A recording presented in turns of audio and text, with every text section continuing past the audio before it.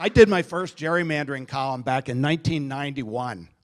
It was back when the Lehigh Valley's congressional district was being carved up to help Congressman Don Ritter, who was a Republican, and Peter Kostmeyer, who was a Democrat.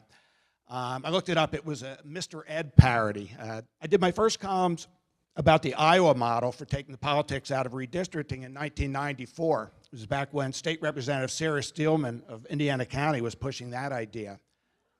Then Representative David Argel, who was pushing a different redistricting reform bill that, like Sarah Steelman's, was bottled up in committee, told me he proposed redistricting reform in the 80s and still was at it a decade later. I haven't been able to get it to the House floor yet for a vote, he said. They're quite happy with it just the way it is.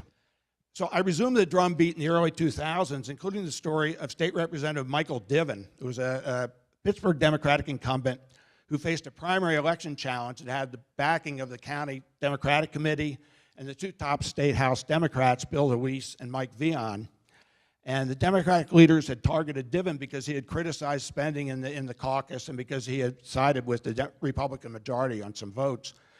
I'm not happy that it's come to this, Luis said before the election. We've made innumerable efforts to welcome him back to the team. In case you don't speak Harrisburg politicianese, being on the team meant and still means you vote just the way the party leadership tells you to vote on anything of importance and you don't ask too many questions.